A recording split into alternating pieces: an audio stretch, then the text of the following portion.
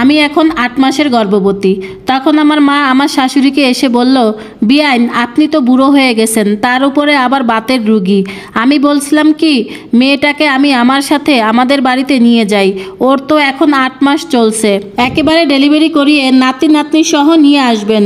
এই কথা শুনে আমার শাশুড়ি বললেন, আমি বাতের রুগী হলেও যতটুকু পারছি বৌমার সেবা করছি, এই অবস্থায় ওকে ওর বাপের বাড়ি পাঠালে সমাজের লোকজন কি বলবে বলুন তো বিয়াইন? আমার মা বলল, আমার মেয়েকে আমি নিয়ে যাব, সেখানে সমাজের লোকজন বলার কি আছে? আমার শাশুড়ি মা বললেন, আচ্ছা ঠিক আছে, আমার ছেলে বাসায় আসুক, আগে ওকে একটু বলবেন। আমি শাশুড়ি হতে পারি, কিন্তু ও তো ওর স্বামী। এমন সময় আমার স্বামী অফিস থেকে চলে আসলো। আমার স্বামী আমার মাকে ডাইনিং রুমে দেখে সালাম দিল। আমার মায়ের সাথে কথা বলে আমার স্বামী আমার রুমে চলে আসলো ফ্রেশ হতে। আমি তখন পেটে হাত দিয়ে পেটে ব্যথায় কাতরাচ্ছিলাম।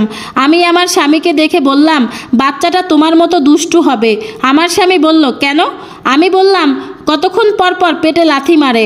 আমার স্বামী তখন হাসতে হাসতে বলল, সম্ভবত আমার সংসারে মেচি আসতে চলেছে। তারপরে আমার স্বামী আমাকে বলল, তোমার মা কখন এসেছে? আমি বললাম, দুপুরের পরে।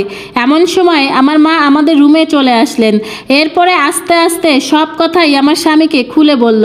এই অবস্থায় যে আমার সেবা যত্নের প্রয়োজন এটা আমার স্বামীকে বুঝিয়ে বলল। আমার স্বামী সব কথা শোনার পর বলল, আমার মা কি বলছেন?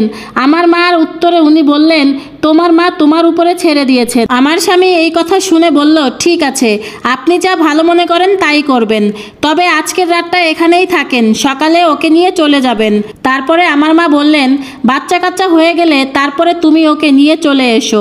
পরের দিন সকালবেলায় আমি আমার মায়ের সাথে আমার মায়ের বাড়ি চলে আসলাম। কিন্তু ভাগ্যের কি পরিহাস, আমি আমার মায়ের কাছে আসার 2 দিন পরেই আমার মা স্ট্রোক করলো।